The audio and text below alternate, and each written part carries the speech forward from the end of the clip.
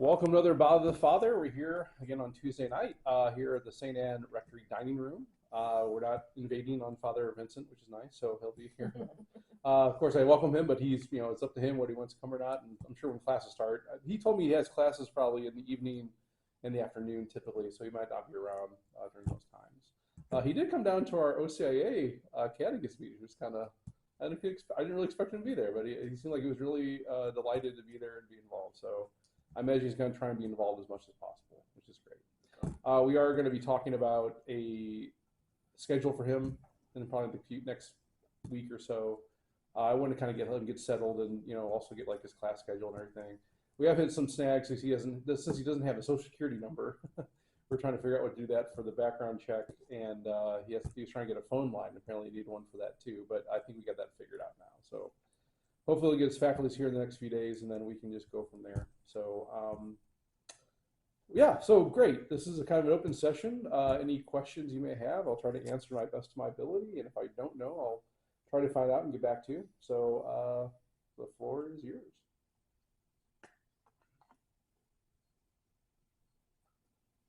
Okay, thanks for coming, everybody. Right.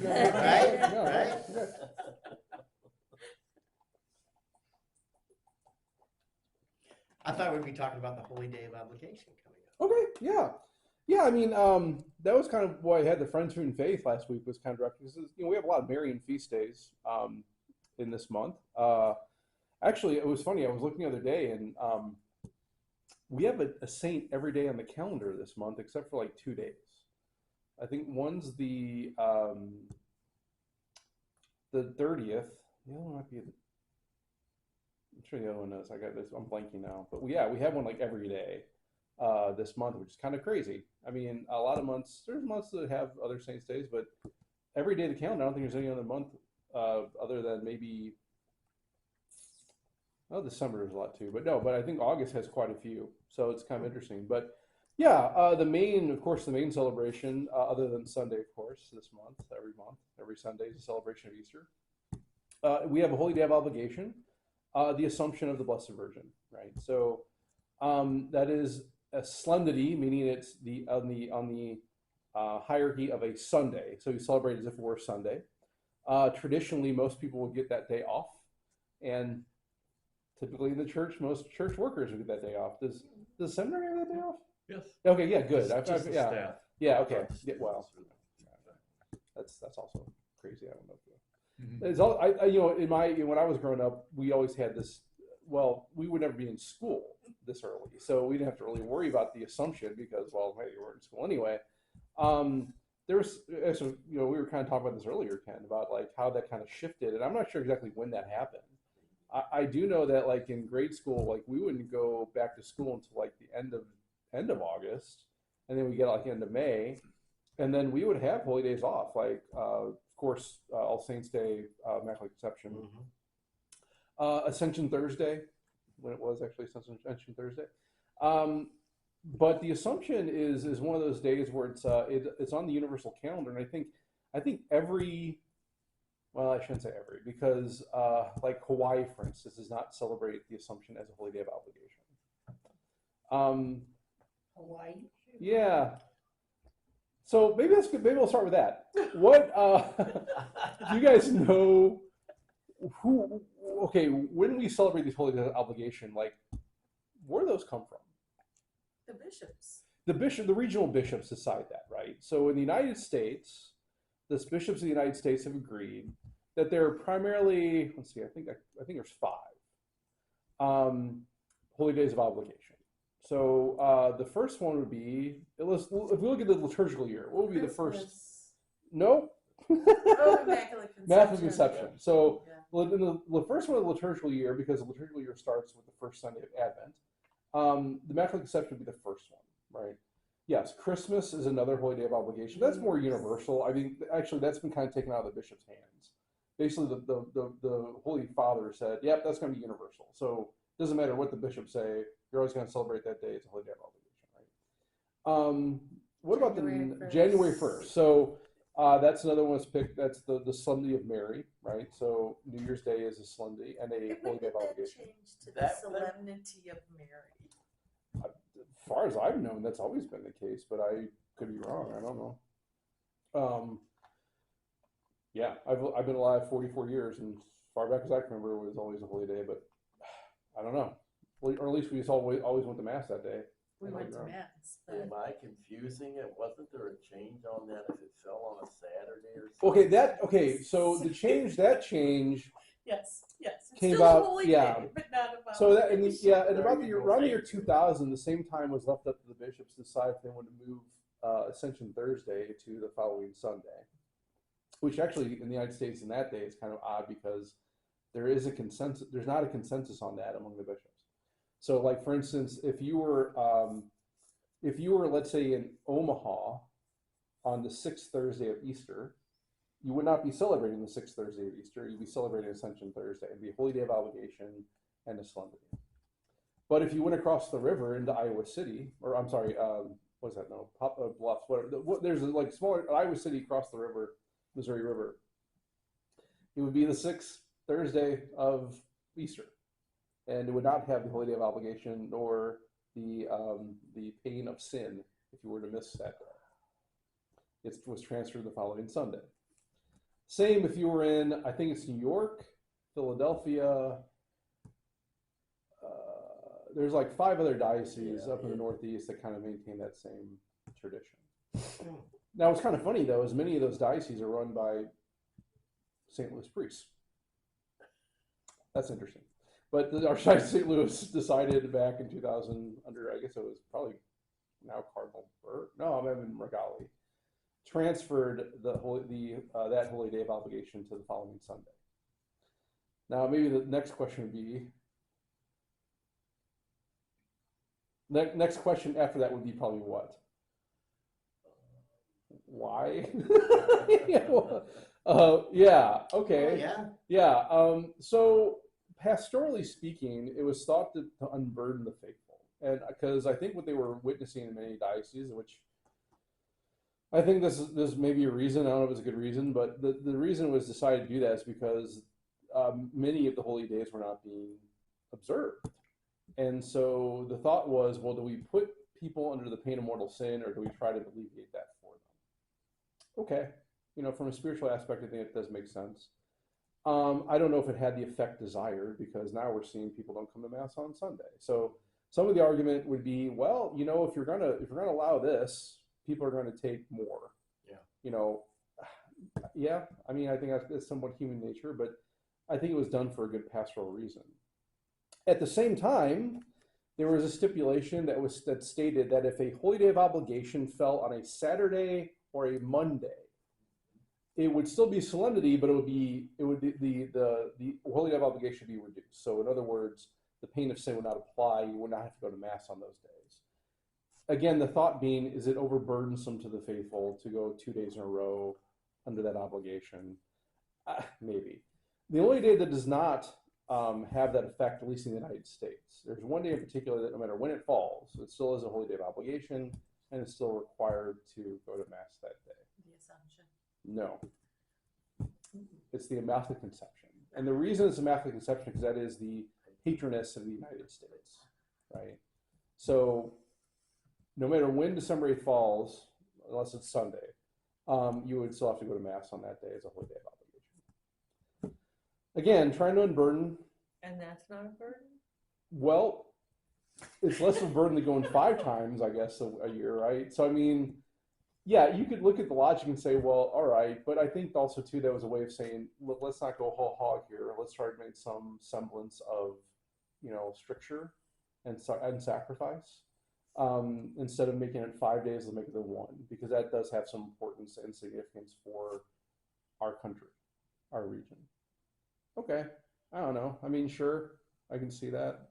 But again, these were being done as allowances to kind of like unburden, right? So.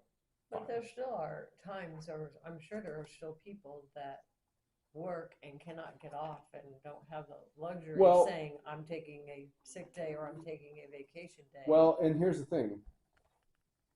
Yeah, and so the question would be, would the obligation apply then? I would think it would. Oh, I mean. Well, so there are certain. So okay, yeah. Let's finish this up. We'll come back to that. Okay, give me 1 second. So the next one after that is the Assumption of Mary. So between January 1st, you have 8 months, so the next holiday of obligation comes around, and then of course November 1st, which is All Saints' Day. So those are the only days that we are required to go to Mass if it doesn't fall on a Sunday, a Saturday, or a Monday. Right. Hawaii. So the reason Hawaii has a different situation is because they were not part of the USCCB initially, right? They had their own separate bishops' conference, and the bishop there decided we're just going to observe January 1st. That's it. So if you were in Hawaii, the only holy day of obligation you have other than Christmas would be the Solemnity of Mary, right? So they were under different jurisdiction when the decision was made. That was grandfathered in when they became part of the United States, and that really hasn't changed. So I have a question. Mm-hmm. So, no, I don't look at it this way, but this is for technical, okay? They're all So, technical. Yeah. If I'm a parishioner at St. Anne, Right. but I'm in Hawaii. Yeah. Which rule do I Good. go That's good. under? That's good. That's a good question, Connie. When in Rome. So the way canon law would dictate is where do you claim domicile, right? So domicile would be either a quasi-domicile, semi-domicile, or full domicile, right? So the question there would be, okay, well, all right, if you own property, let's say in Hawaii County, and you spend, I don't know, let's say 3 months in Hawaii at a time. And during those 3 months, you happen to be in Hawaii for, let's say, the Assumption of Mary, right? Well, obviously the obligation would not apply to you because you have domicile, at least semi-domicile or quasi-domicile, in a location that it doesn't recognize that day as a holy day of obligation. But let's say, oh man, okay, I had to go back to St. Louis and pick something up and bring it back to Hawaii. And it just happens the day you're in St. Louis falls on the 15th of August. Well, guess what? You have domicile here too. And since you're here on that day, that would then apply to you. Right? But that's all, we're all taking, like going to Mass is taking a bullet. Why shouldn't we want to just go? I mean, we're all saying that if yeah. we can't get out of work, and right, if we yeah. can't get out No, of this, yeah, so at you that know, point, there so- are circumstances, right? So if we look at like, what are the obligations, right? So we say Mass is an obligation, which means it's a responsibility, right? The responsibility is on holy days of obligation. Well, there's not just those 5 days of obligation, there are also Sundays. Now, what the church teaches is there are circumstances where that obligation could be lifted reasonably, right? So let's say, for instance, just off the top of my head, let's say there's a global pandemic. Who would ever thought that would happen, right? And because there's a global pandemic and there's a real risk, or even the fear, a legitimate fear of dying or getting sick to the point that's really problematic, that obligation's lifted. So people, you know, when the pandemic hit back in 2020 here, I think a lot of people were kind of frustrated, but also, you know, you could say, did we do a very good job of kind of explaining this and kind of putting things out there? I don't think we did. As a church in general, we didn't. But the bishops didn't really have to say anything because technically, based on law, you're exempt, right? But in today's day, we have television, Mm-hmm. we have radio, and Mhm. the computer, so we're really capable of seeing it on TV. So if we didn't watch it and we were capable, we weren't exempt. Yeah, well, so what I mean by that is you're exempt from actually going to Mass, right? And so now exemption though, and this is kind of where we get in some interesting dialogue and get really into the weeds, right? Because one thing the pandemic did, which happened here at St. Anne, happened in many parishes, was a lot of pastors invested in ways of streaming masses and putting them on the internet. That was a good pastoral, I think, direction to kind of have some semblance of presence for people, right? But that's not the same presence, right? So in that respect, yeah, you do the best you can. But if you were to not watch Mass online or on TV because maybe I don't have a TV, or maybe my internet's down, or maybe my parish doesn't actually have a streaming service or whatever to do that. Would you be violating that obligation? No, no. So you would still be exempt regardless, even if you didn't watch on TV. Now, you're exempt from going to Mass, right? You're not exempt from keeping holy the Sabbath day. And that may be the main difference, right? Because being that's the Sabbath, I'm still called to not enter into servile labor, let's say, right? Or to give worship to God in the best way I can do on that day, which maybe that means I pray a rosary, or maybe read the Bible, maybe I offering a spiritual sacrifice on that day. Beautiful, right? Good. You still have to do that because that's divine law, right? That comes from God. We can't change that, right? Only God can change that, and to my knowledge, he has not done that, right? But what we're saying is these exemptions apply for the highest form of worship, which is communal gathering in church in the Mass. So illness or fear of death, or let's say there's a hurricane outside or a tornado, right? Or maybe just like a really bad storm. Yeah, those would all exempt you from actually attending Mass, right? Or even, let's say I'm taking care of somebody else who's sick, or maybe have some issue that they, and this, I need to be there to provide for this person. Maybe I'm a nursing mother and I can't get away from, nursing my child or taking care of my child. Yeah, you're exempt, right? Now where it gets kind of, now what the church doesn't necessarily put strictures on these things of exemption. It does say whatever's reasonable, right? Now the question though is what's reasonable? So it was mentioned, well, what if I have work?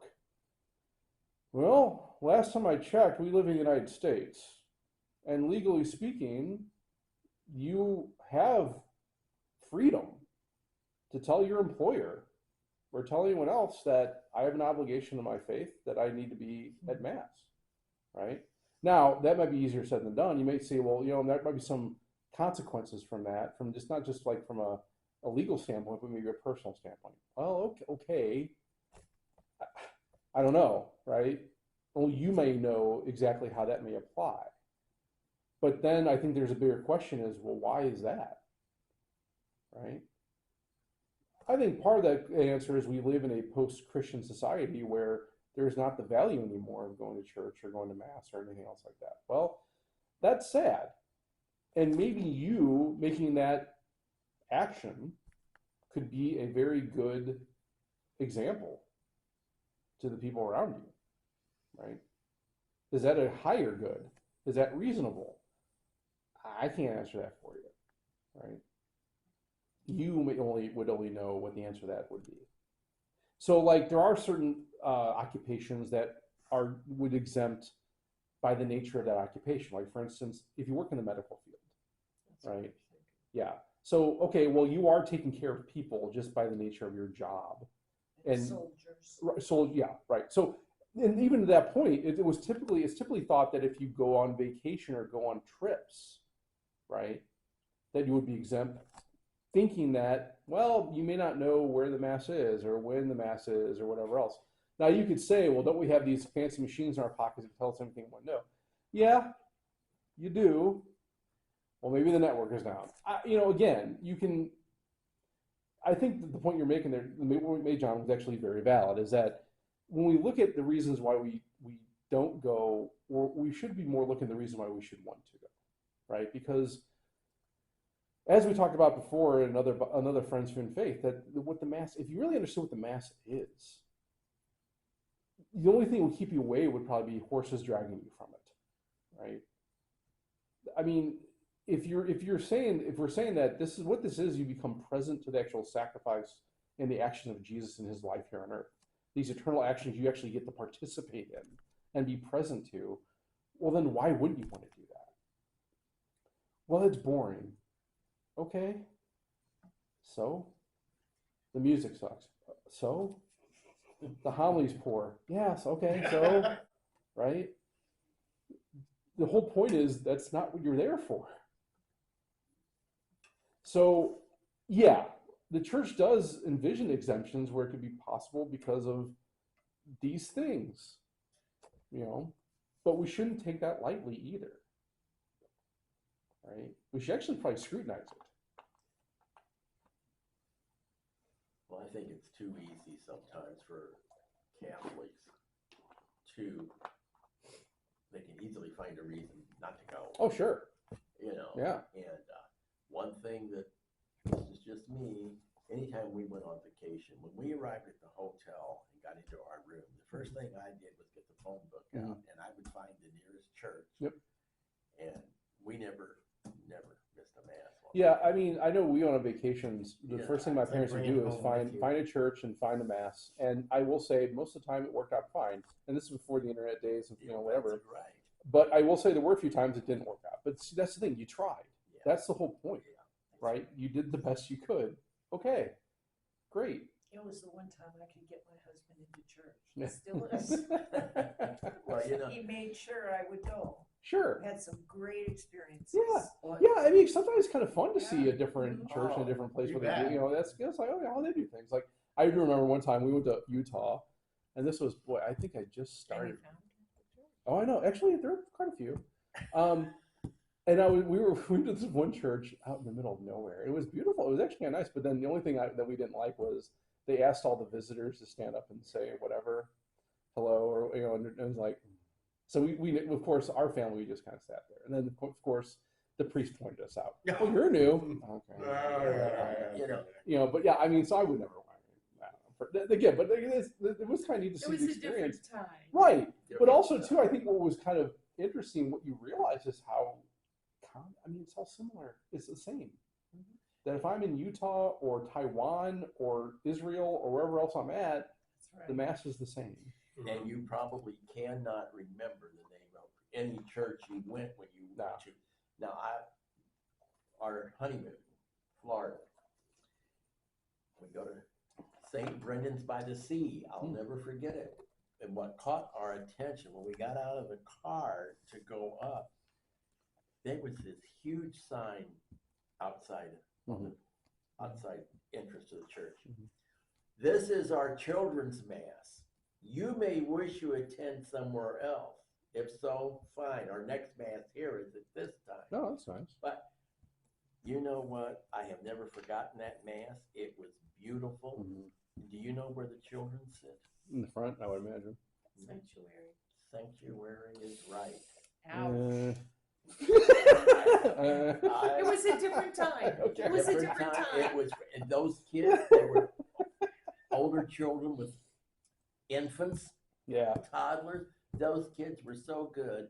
And that homily was directed to the children, Sure. not the adults. Sure. I Yeah. thought it was great. I thought, Yeah. this whole Catholic experience in the United States has missed the boat. They're wondering why we don't have the people going to church in that today.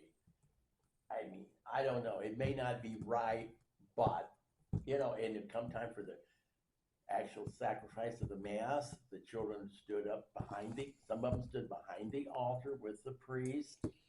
And So I might just push back a little bit because, like, I mean, I understand. What I mean, year was that?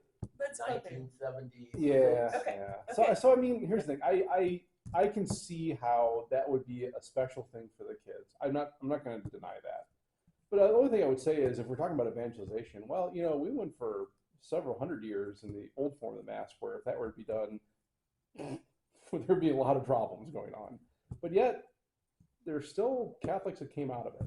And actually, you could even argue that, especially in the United States, that was a time where the church was flourishing here. So I don't know. I mean, I'm not going to debate or really kind of critique another priest and what they do or how they celebrate the Mass. I would just say personally, I would probably be uncomfortable with that. And so to that, I mean, because that point, there's no rubric that really says that someone, I mean, as a matter of fact, it kind of opens up to ministers, right? And so the question is how you define a minister, right? So a minister, they have to be at least baptized. And so can you say that those children are ministering in some way by being in the sanctuary? Maybe, I don't know. That might be a stretch, I imagine, but whatever. I don't know. I've never forgotten it, and we both really enjoyed that Mass, that experience. Yeah, I mean, that's the thing. I mean, Maybe there are novelties I think that could be memorable. Maybe I wouldn't want it every Sunday. But one thing I always remember by being in Seattle when it came to Mass was that the people there never knelt. Like, there was not, they had kneelers, but no one ever knelt. It was like, why not? So it's memorable. I mean, I remember that, but also it was like, I think it was more because of the novel of it rather than the actual aspect of it. So kind of back to the assumption, you know, so we have these holy days of obligation that the bishops decide if they are holy days of obligation. And typically they're all solemnities by nature, right? So in other words, there are other dates on the calendar that are solemnities but not holy days of obligation. So you celebrate as if it were a Sunday, but they wouldn't be elevated to the point where you're obligated to go that day. Assumption, of course, is one of those days. And what's kind of fascinating is the doctrine of the Assumption is probably one of the more contemporary doctrines and dogmas that have been promulgated. Does anyone know what year that the dogma of the Assumption was promulgated? It's in the 1900s. I think 1900s. 1950. 1950 by John the 23rd. Yeah. Right, and was thought at the time to be only the second papal declaration by just the Pope himself. Right, the first one being the Immaculate Conception, which it from wouldn't have been 1854. John the 23rd. He wasn't. Oh, you're right. I'm sorry. You're right. It was Pius the 12th. That's right. Yes. He was until 53. So it was thought to be only the second papal infallible state document that was put out, with the Immaculate Conception being the first. You know, so people kind of thought these were more safe bets because does anyone know how long the Assumption was actually celebrated in the church? Well, we kind of talked about this Did we? last week because the Eastern Rite celebrated it As early as the 4th century. 4th century. Yeah, Right. yeah. And then the Western Church probably around the 6th century. Yeah. So it's interesting that, you know, there were about 1,000 years or more that there was actually a date on the calendar of the Assumption of the Blessed Virgin, but it didn't become doctrine, right? Same thing also with the Immaculate Conception. Those are really find their roots in the early church in the East, and especially in the doctrine in the West. But that wasn't in doctrine until the 19th century. Okay, so if all of these decisions of changing things and all are like USCCB or whatever, your bishops or whatever, then who decides whether you do kneel or not? Well, okay, so that actually comes from the rubric, the missal, right?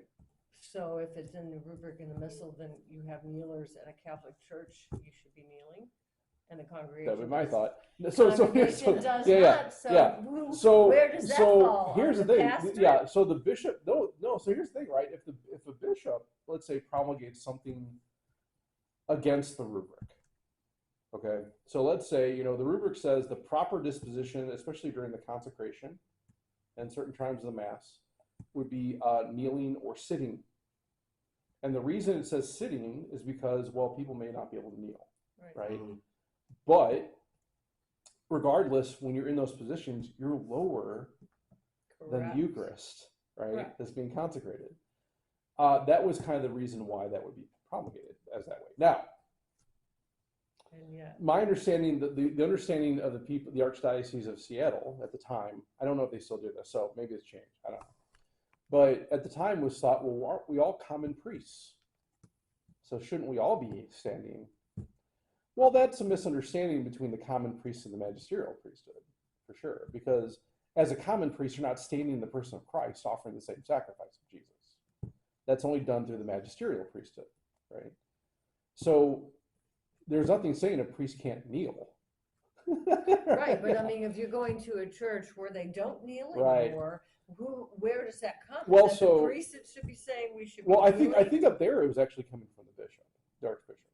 Now, so to that point, who do I follow, right? Right. So I am a subject to the Archbishop of Seattle because I had domicile in the Archdiocese. I was actually registered in a parish in Renton, Washington.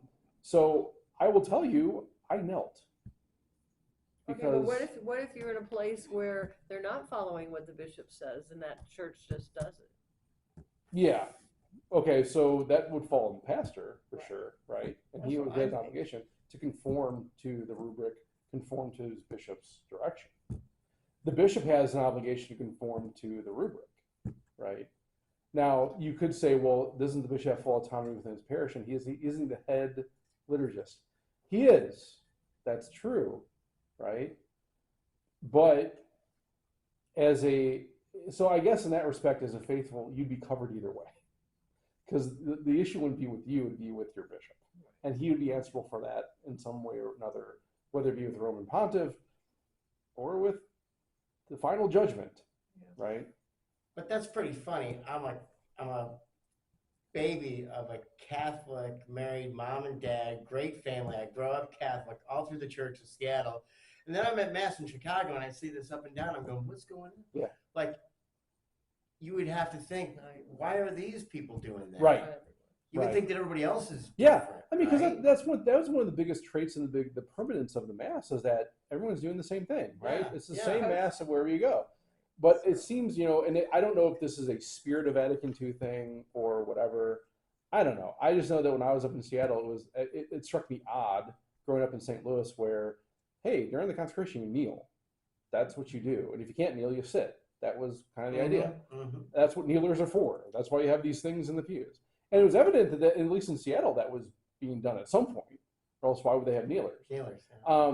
Maybe the adoration. I don't know. Either way, there was some edict that came down from whoever, and that's what was going on.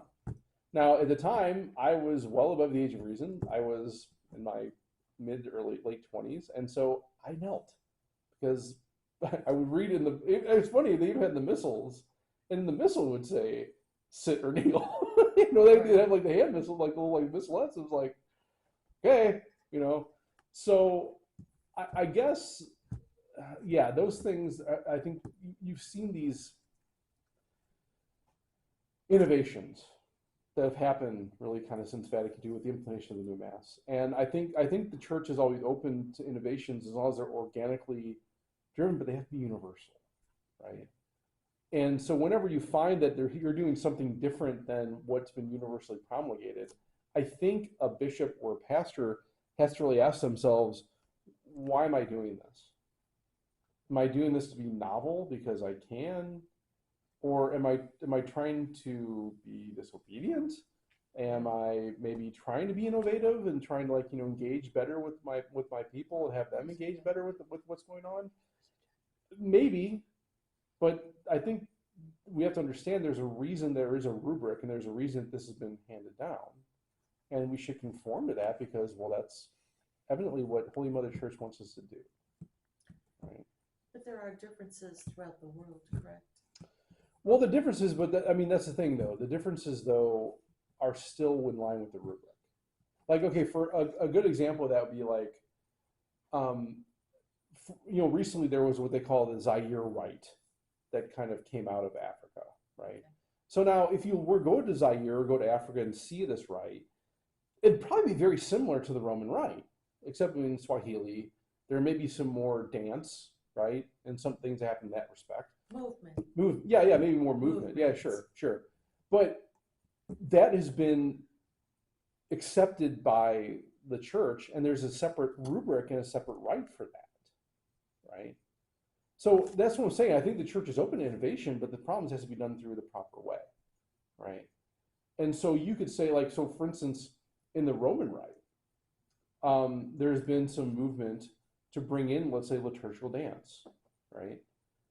Well, the rubric doesn't explicitly say you can't do that, but the question is, where has that been a tradition of the Roman Church throughout history, right? I mean, they used to do it here. It hasn't. Yeah. It really, They used to do it here. Well, again, but see, again, I think that's the thing. It's like, well, again, has that ever been a practice of the Roman Rite? No. Well, no. Then, okay, why are we doing it? The Africans have it. Movement. Uh-huh. They have it. Within the Roman Rite. Well, See, I see. But see, that's what I'm saying. I Could there be cultural aspects that are brought in? Well, yeah, we call that enculturation, right? So, but typically when that happens, there's a new rite that develops from it, right? So when you look at the Eastern rites, what these are is the basic mass that has some enculturation or cultural aspects incorporated into it to make it more of that culture. And then from that comes, okay, now we have a new rite. So it's no longer the Roman rite, it's the Ukrainian rite, or the Byzantine rite, or the Chaldean rite, or the Zaire rite, right? That's kind of how that really comes into play. So I would just say that, you know, maybe you have a regional church that has a particular ethnicity that tends to appreciate a certain aspect, whether it be movement, whether it be a certain type of music, whether it be maybe even certain, like, you know, way gifts are brought up or something. and Well, that's mainly yeah. how So the gifts were brought. so to that point, I would say, like, okay, well, is that then a different rite? Because now are we adding to something that wasn't there? Are we adapting something that is not in line with what's going on? Or are we taking away from something that should be there according to the actual rubric? Right? Have you been to St. Norbert's on the fourth We used to Sunday have of it the in month? Holy Trinity. Did they? 12:30, Yeah. I think it is. Yeah. It was We lighting had and- Swahili speaking and French speaking. Well, and so that's Yes. and so I think in that respect, if it's something like language, well, you know, that's one thing that the Novus Ordo has kind of opened up to. That, you know, language can be, the vernacular can be used. So if you're in a region where they speak a predominant language, let's say Spanish or Swahili, whatever it may be, well, then as a pastor of souls, and that's the main language being spoken in this parish, I need to adapt to that, which means I can incorporate that language into the Roman Rite, because that's allowed by the rubric. What the rubric says, you shouldn't mix languages, right? So if I'm doing a Swahili, French, and Spanish mass all at the same time, ooh, well, okay. When I was in St. Lucia, Mm-hmm. they first did the whole mass in English. Mm. Then we had to sit through the whole mass in patois. Yeah. It was really. So a my thought long, is, why not just have boring- two masses, right? What's Well, I didn't ask. I Yeah, was I just there mean- on a missionary trip. yeah. I mean, it's that's something that actually is pretty clear in the at least in the germ and came out of the Sacrosanctum Concilium, is that if you're going to use a language, use a language. But I mean, you see that. I mean, even at the Cathedral Basilica, there would be times where they would do, let's say, petitions in like different languages. Is that a violation technically? Well, yeah, it is. Is it like a big issue where the Swiss Guard are going to come arrest you? Well, no, obviously well, not. if you use Latin and English, isn't that using two languages? Well, but again, there's a discussion about that too, right? Okay. Because even in the, so you're right, in the extraordinary form, there'll be times where maybe the readings or the homily might be in English, right? Now you could argue, well, let's say if I'm doing this, let's say I have a second reading or an epistle. Okay, well, the rubric may allow for that because that's more of a separate rite that's happening, right? But even within the extraordinary form, there's always been discussion about, well, should you? I've been to extraordinary form masses where all the readings were in Latin and so was the homily. We even do it here sometimes. Kyrie. Well, but see, Okay, that's a but different the Kyrie is language. actually specified in the rite. Yeah, It's a so different in Greek, language. you're right, but see, but that's so you have a generality and you may have an exception, and that may be an exception, right? So the exception would be, yeah, the Kyrie is in Greek, and that's to show our Greek roots in Scripture. Okay, but it doesn't say you should do then like the Holy Holy in Greek, right? So yeah, we need to be cognizant of these things, I think. And I think that's also where innovation can come into play. So like, okay, so like for instance, we talked about moss in other sessions, particular local traditions, right? And how that kind of works. Yeah, but see, even then, there's still like an oversight involved with that you know, the local bishop knows about it. It's been done for a certain amount of time where it's become kind of ingrained, right? And those are the key aspects, is that the bishop needs to know about it, and it's happened for a certain amount of time that it can be considered to be a tradition of the parish, right? And typically that's about 35 years. Right? So all that to say is that, you know, I think it's just better just to do the red and say the black. I mean, you can't go wrong if you do that, right? And we're seeing that really even be more explicit when it comes to the different rites have been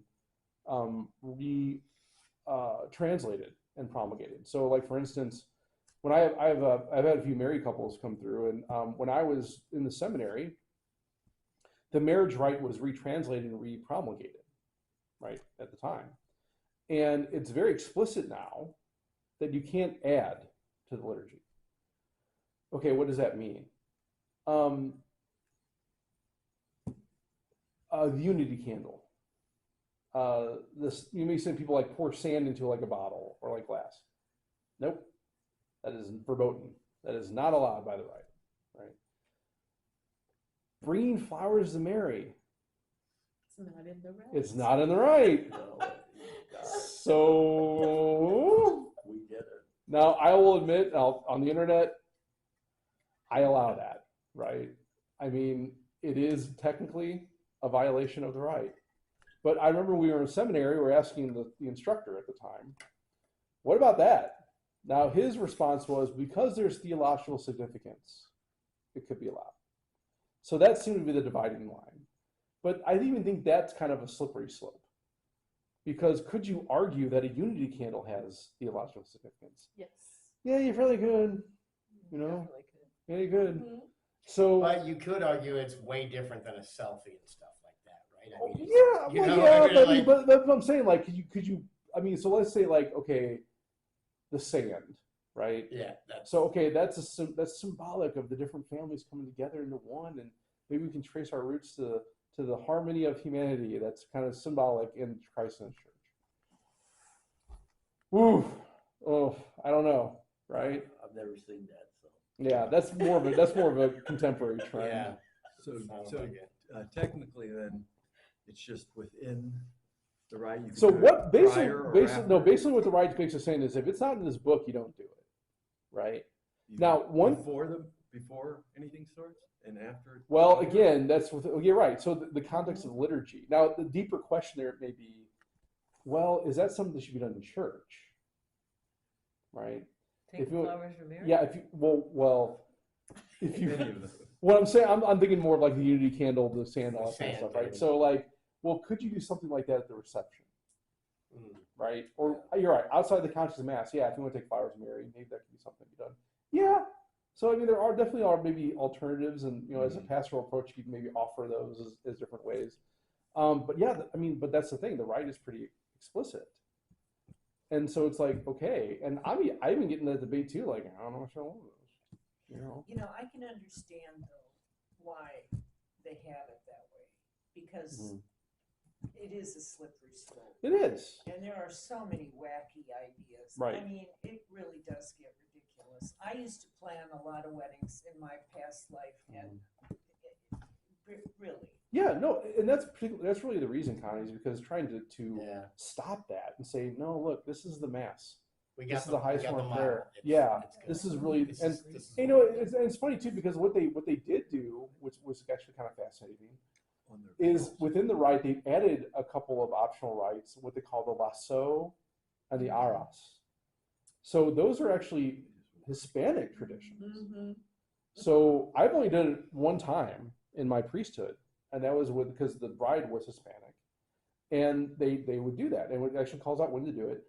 But it's funny because like then you would ask like, okay, well, let's say I have someone without Hispanic background, can they do it?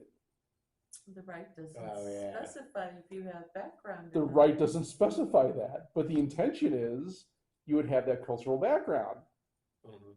It doesn't So do I go say by the this letter is of the our law, or do I go by the intention. intention It law? doesn't say this Well- is our intention. Well, I Yes. think if you read in the introduction of the rite, it does kind of specify that in some ways. But but also too, it's like, So but it doesn't say. What is I the can't. lasso? It's like a rope or a chain that, Okay. and usually the godparents like bring it up. I think it's right before communion, and so they would like basically put it around them as sort of like the symbol of the bond of marriage. Okay. Right. And what's And so the yeah, other one? okay, the ara. So what that is traditionally it's a coin that you would exchange with the bride and groom would exchange, Okay. and it's really the symbolism of that is supposed to be prosperity, right? Because in the Orthodox, they do the crown Yeah, right. and tie the hands. Yeah. So I mean, yeah. So I mean, again, okay, we have those roots. Those have been traditional things that could be done. So okay, that was part of the mass. But again, it's more cultural.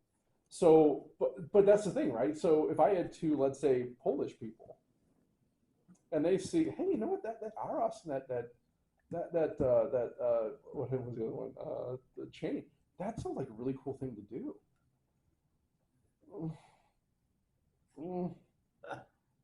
I mean, do you have any Hispanic? Have you done like a 23andMe? Like, do you have any like all? I mean, like 1/1,000,000th of a percent or something? Maybe, but I mean that's the thing. It's sort of like, well, because then the problem becomes, it's not necessarily an intention. I think that it's well intended because they think it's a beautiful rite. They want to celebrate that, but would that be insensitive to people of that culture who may be there, and would that be scandalous? Right. So in some ways, the church didn't really help us on that. I think making that an optional thing would have been better. Leave it out of the rite, because then it can still be kind of like maybe enculturated in some way, or be more specific on that to say just for these particular couples or someone with this kind of background. And unfortunately, the rubric doesn't really specify it. Like I said, the introduction kind of gives the intent, but all it really kind of says that this has been enculturated from Hispanic background. It doesn't say it's limited to Hispanic people. Okay, you know. So all that to say is, you know, that's why it's the job of the priest of the presider of these things to make these determinations, right? So I kind of fall, I think, a little bit more of, and this is probably because I was trained as a master of ceremonies and was kind of more, hey, if it's not in the book, we shouldn't do it. But also understanding that many stuff that's in the book, it flows from what we've been given before. And for instance, it's usually common liturgical practice that if something if something's ambiguous in the Novus Ordo, you would revert to the extraordinary form. I've never heard that before. You said that. Yeah. Never. So like. So is that written somewhere? No. That's just somebody. I mean, that's kind of said that. That's kind of through the training we would receive in our liturgical classes as well as training as an MC. So like we see that though even in our masses today. Like for instance, the bells. Because the germ says a small bell may be used. May be used, but it doesn't say explicitly used. Right. So, but in the novus, in the extraordinary form, it's required, right? So there's nothing saying you have to use bells at all. Right. So okay, well that seems kind of ambiguous because we're using bells and we're not. Well, within the extraordinary form, it's kind of ambiguous. Go back to the extraordinary form. Okay. Why did they use the bells though? Well, we really got to go back to the history. The bells. The bells were used. typically kind of used to alert the congregation that the consecration was Who were happening. illiterate, yeah. Wouldn't probably know Latin, which I mean, sure. And so it was really a way to kind of indicate this is an important part you need to pay attention. What's going on? Right. And the back, everybody was looking at the back of the priest, and so it wasn't like it is now. Right. You could see what's going on. And many times there was a screen blocking. Especially in the Eastern rites, yeah, for sure. Yeah. So yeah, I mean, it was really more used to kind of alert the congregation. You know, we call it the smells and bells. It's a sensory experience to know what actually is happening in the mass, right? So yeah, we've kind of retained that in the Novus Ordo, but that was more explicit in the extraordinary form. It just has recently come back. Yeah. Well, I mean, there's still churches today that don't do it at all. I mean, well, that's what I'm saying. yeah. So I mean, so it's again, okay. Again, there's nothing explicitly saying you can't, you should. So okay, well, so that's the other thing too. Some priests might take the tact, well, if it's not explicit, it's allowed, right? So in other words, If they say it doesn't, no, it doesn't say it doesn't say I can't do liturgical dance in the rubric. That's true. It doesn't say anything about it. Yep. So, all right. Now, again, if you look at the way I would present that, I said, well, where's been the tradition of that in the Roman Rite? And some may say, well, yeah, but David danced in front of the Ark of the Covenant. Oh, sure, he did. That's very true, but that was not a liturgical action, right? He was dancing for joy in the presence of his God. Good. Let's go in the parking lot and have a dance party. I'm okay with that, right? There's nothing liturgical practice, even in the Jewish tradition, that says that is something that's done, right? So, okay. Or maybe if we're doing a procession around the neighborhood, maybe you can make that argument out. Maybe. But in the liturgical practice of the Mass, you're going to have to show me something on that. Right? I only have one experience with it, and I did not like it. But that was just me. Yeah. With what? Liturgical dance, when they were doing the presentation. I did not like it. I used to joke around with Father Smith on that when it came to like these big masses. So, who's doing liturgical dance? And he would say, you. I'm like, oh, I'm glad I'm wearing my leotard. It's all right. Yeah. So the Assumption. so yeah, we celebrate that with high solemnity because of the effect, what it is. I think it's also interesting that this is kind of a point of contention for a lot of our brothers and sisters denominations. It's kind of fascinating that the two main pontifical proclamations are probably the ones that are so divisive when it comes to our Protestant brothers and sisters and their understanding of it. And their main argument is that it's not biblical, right? So yeah, you won't find anywhere in the Bible where it says Mary was immaculately conceived or that she was assumed in heaven. Yeah, because the Bible is looking at Jesus' life, not Mary's, right? So sure, but I think we have good reason pointing to the assumption of why that would be fitting, right? If not necessary. Like we talked about last week. Right. Yeah. Right. Yeah. Right. So if you want to talk about that, look at last week's Friends, Food, and Faith. We can talk a little bit in there. But yeah, so you'll see basically we'll have incense at 8:15. We'll have a second reading. We'll have the Creed. Everyone's going to say the Creed. Gloria, of course. And the music will probably be more Marian in nature. But that's kind of what we'll be seeing on Thursday. And what are the Mass times and where? Yeah, okay, yeah. So 8:15 here with our school children here at St. Anne. Noon here at St. Anne. Instead of usually we have the noon at UMSL, but UMSL's not in session yet. So 12 noon here at St. Anne, then 6 o'clock at presentation. Right.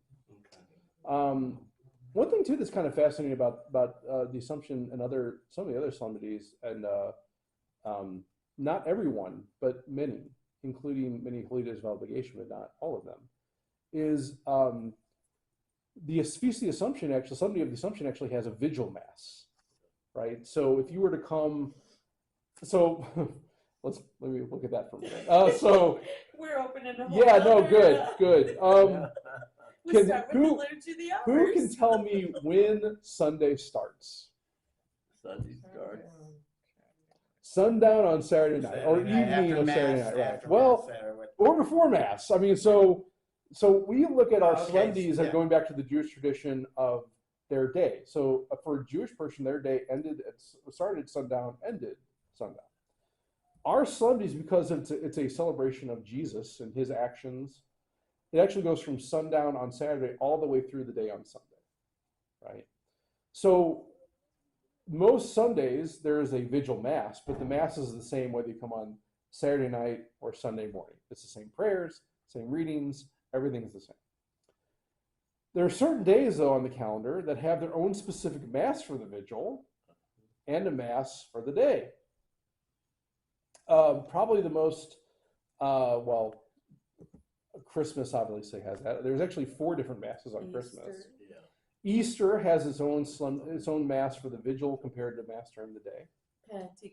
Pentecost has another separate vigil where it actually kind of models itself after the Easter vigil.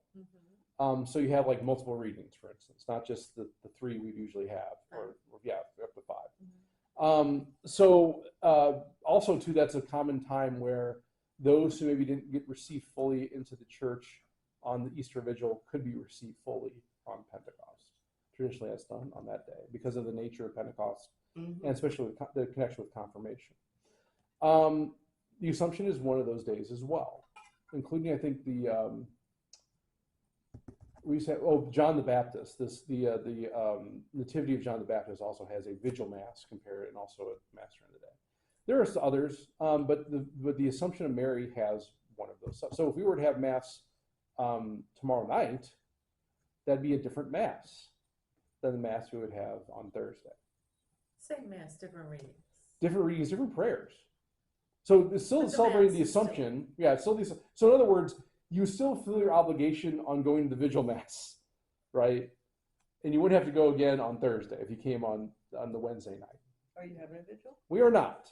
I don't think I haven't heard of anybody having a vigil. Some people do. Actually, as a matter of fact, Around here, St. Raphael's used to have a vigil mass on Holy Days of I mean, Obligation. no, I haven't heard of any of the parishes Up here? around this area. Yeah, I don't having a know. vigil. Yeah, I don't know. I think part of that's because the number of priests we have, right? So like I was saying, if on Thursday I'm having Father Vincent do one mass, because if I didn't, I'd be celebrating 4 masses, which is not allowed, right? Same thing if you look at, let's say, on a Wednesday. Okay, now instead of if I had, let's say, 2 masses on Wednesday, which I already have 2 masses on Wednesday, I wouldn't be able to celebrate a vigil mass on Wednesday. But if I had another priest, or 2 priests, maybe. Now you could say, don't we have another priest? Yeah, we do, but that's a temporary thing, right? And so we wouldn't want to establish that and then have to take it away because we don't have enough priests in the future. I think other priests or other pastors looking at their parishes too and saying, well, okay, in the next 50 years, will there be 2 priests here? And they're kind of changing their schedules accordingly, right? Because I think what we're looking right now, unless there's a drastic change, there's going to be trending down of the number of priests available. And so that's going to have an impact long-term on the mass schedules. True, but having a vigil might be less burden on the people than having a noon mass. Could be, but also too, but again, it still fall down to, can the priest do that? Well, I'm just saying it would be less, I mean, if you're doing a noon mass, Yeah, I mean, I guess I would argue. I'm not saying you, I'm just saying Yeah, in general. yeah. I mean, that's what I'm saying. I mean, but again, you'd have to look at, okay, well, is there a funeral that could pop up there, right? Because Funeral pops up on Thursday. but what I'm saying is but Thursday would not necessarily be. I have to look at that because there are certain days you can't celebrate funerals.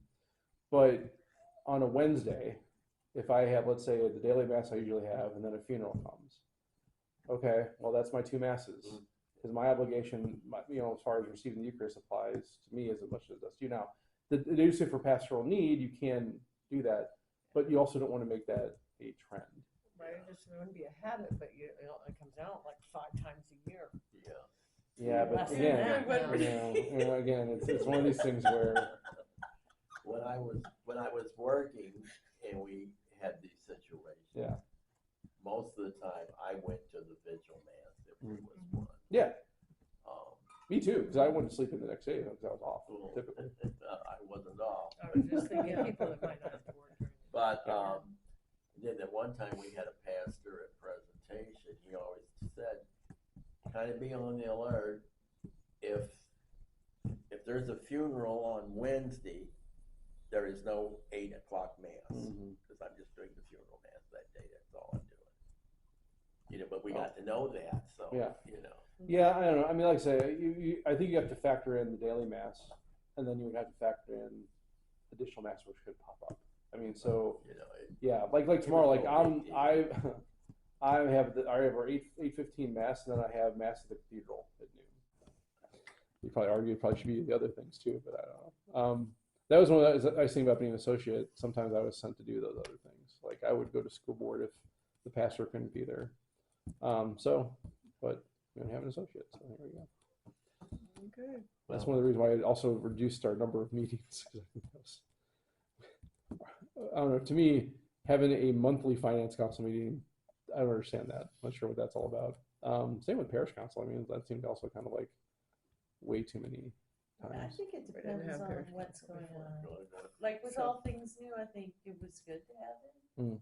that often, Mhm. but then, When I was on the parish council at different times at the other parish, we had monthly meetings, but then the last few years, they changed it. They met, what's the difference?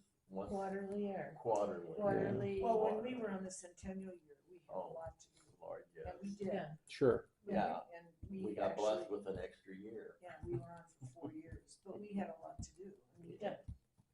But this Well, you last can year always, was. yeah, Yeah. always call and meet other if you need it. Yeah. You know, it's, Well, I found that the way the finances work here are very, very hectic, and part of that deals with the way we do registration for the school. And so, looking forward for next year, we've already been talking about with our administration that we're going to probably do something different this upcoming year. You know, I guess we typically take students all the way even into the beginning of the school year, which okay, but the problem with that is we need to have an understanding of how much money we're going to be driving in compared to how much money we need. And apparently there's been an internal process issue that we're rectifying. Yeah, it's So- not good to the teachers either. Yeah, so it's one of these things where I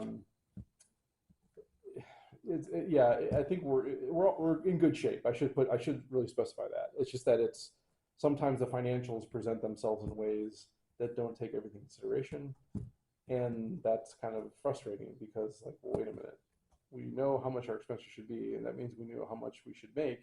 So what do we do to do that? So yeah, there's been a history here in St. Louis. Certain part of the population always held their kids back starting school until after Labor Day. They didn't care when school started. yeah. I don't think that's really the issue here. I think just more. I don't know. It seems like there's just a miscommunication internally that's happening, and so we're trying to rectify that for next year. And also people holding people stringent to registration deadlines. I mean, that's kind of the big factor here too. Is that we should not be having financial questions for some of our families the day before classes begin, right? So that should be determined well in advance. Yeah. So that's where we're at. Speaking of finances, is something put out on an annual basis? It will Because be. what's in the bulletin is really deceiving. Yes, yeah. No, that's something that'll probably come out in September after our next finance meeting. It looks like we're taking the same amount almost every week. Yeah, it does fluctuate, but I'm just saying it's. yeah, no, there's If you're the average Joe trying to Yeah. figure out what our budget is for Right. the parish and what we're bringing well, in. yeah, part of that is the budget. So the budget is somewhat in flux, and so that's a struggle because we've already started the new fiscal year, and so part of this also is working with shared accounting. So shared accounting has their own principles and procedures that may be different than what we're used to from a parish standpoint. I'm still trying to understand, and this may be where some of the internal communication problems are coming from. So that will be coming out probably into the September bulletin. We'll probably put a financial statement out about where we're at. Yeah. So that I don't know if that happened last year because I wasn't here, No. but that No. will be happening this year. Who Yeah. would have done that? Right. Yeah. Exactly. So that'll happen We this didn't year. have a shepherd, remember? Yeah. Yeah, Ah, we were the lost sheep Yes. of the Right. diocese. Right. So that'll happen though in September. yeah, that whole boondoggle. Thank you. We're not lost anymore. We have the No, yeah, we have a shepherd now. No, I was like, oh, thanks for that compliment. no. I mean, we are still lost, period. Like people are lost. Otherwise we'd be, like John said, flocking to mass. Yeah, right. Well, I mean, that's the thing. I think Yeah, not you're not You know, shepherding us, it's but we're it's still it's kind of lost. interesting, and I don't know. I mean, we'll see how this translates. But as we're talking about our meeting on Sunday, we have now somewhere around 50 names for who are interested in OCIA. That's good. See, I mean, So we'll see how many How of many those. came? Well, we It's haven't this started. It Sunday. started on Sunday. It's Oh. this Yeah. coming Sunday. We just had a precursor meeting to kind of discuss. But of those names, I mean, there's been several come talk to me personally who are, either need full initiation or complete their initiation. And so I mean, I would, of those people who came talk to me, I think we probably at least get maybe like 6 to 10. So for our size parish, that's great, right? So, and if we get all 50, awesome. I mean, I'm not shooting that. I mean, that's the goal, but also if we get 10, if we get 5, we get 1. you may get a Good. different amount every time. That's right.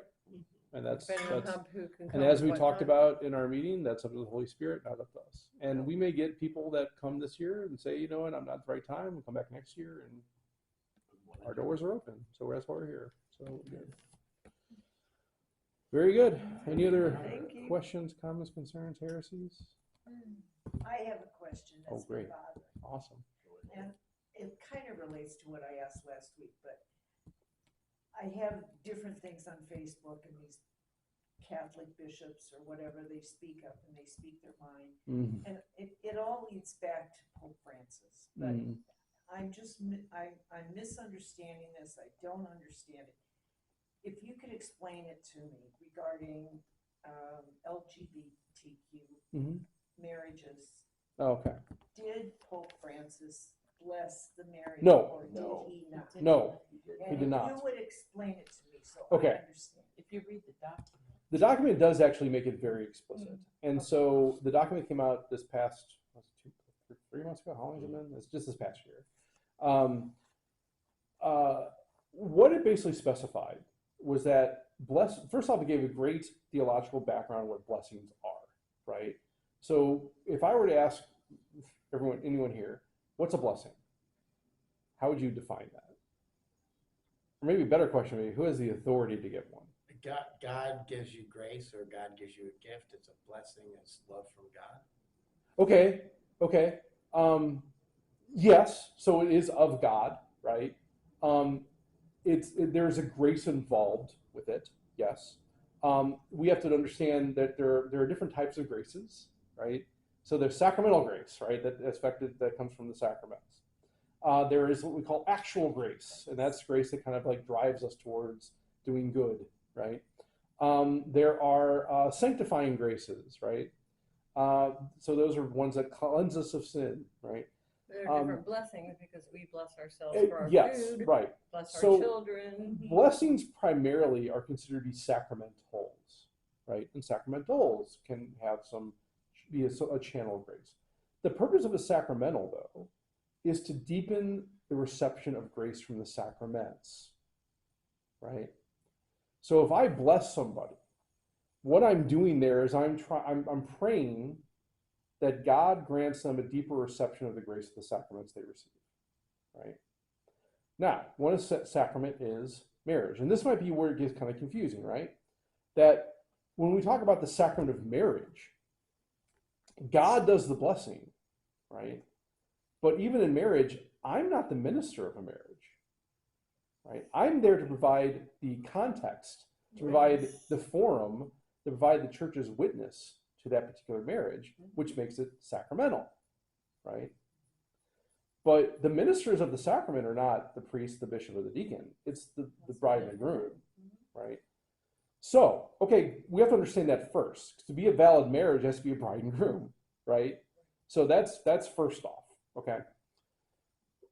Now, could there be particular instances where you have, let's say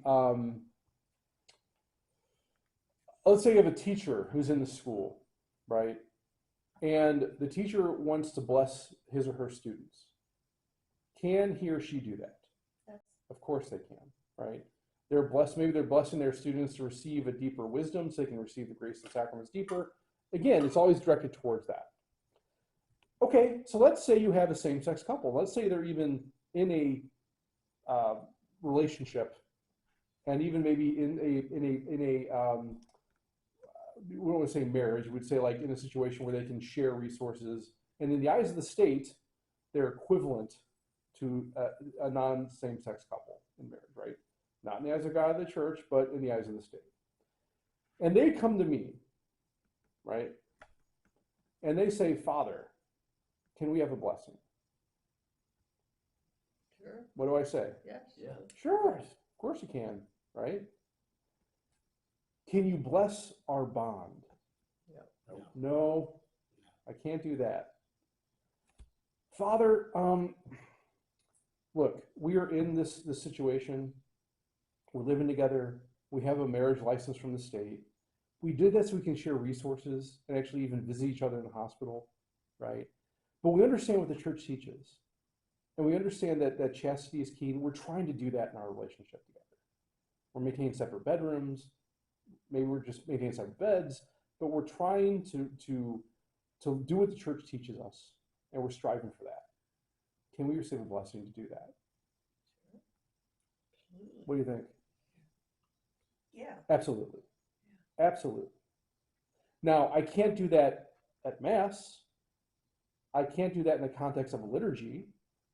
But in the back of the sacristy or here in the rectory or even outside on the street, sure. Now, another stipulation. Let's say these two men, for instance, they're wearing tuxedos. And before I give them the blessing, they grab each other's hands. So you have to stop the blessing. Well, I have to clarify something, right? Hey, thanks for dressing up for Mass. That's great. Why the tuxedos? Oh, well, we really want to dress up for Mass. We want to be very formal about it. Okay. All right. Why are you guys holding hands like that? Oh, we're friends. We want to be there for each other. What do you think? It's I don't know. It's confusion. Yeah, so I think now the reason they gave Depends me, on where you okay, sure, fine.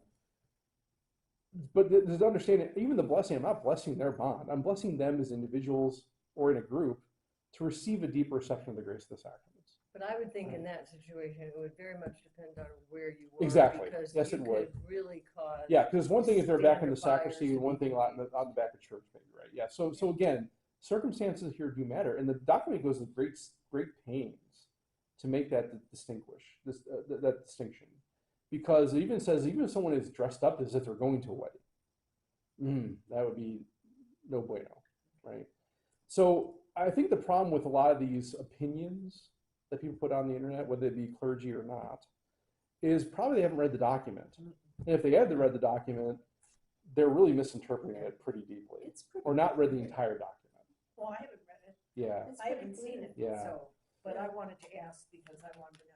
Yeah, no, so the Holy Father has not condoned or given permission to bless marriages. Now, that's been a problem. And so here I have great sympathy for the Holy Father, because I think he's in a rock and a hard place.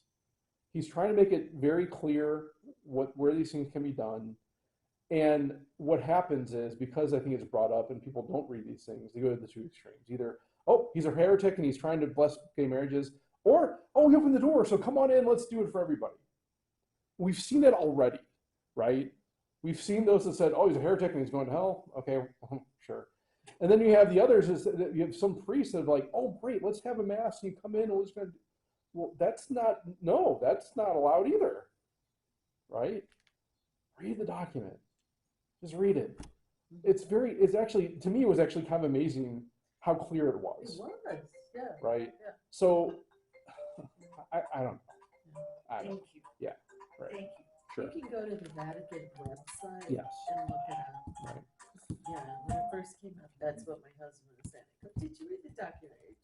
Yeah, the document, up and it's read it's it. very clear. And it actually is some really great theological insights It about what is. blessings are, how that Yeah. works, and it's really good. So I advise anyone to read it. Yeah, for sure. Thank you. All right, guys. Thank Right on. you. Thanks for coming. Thank you.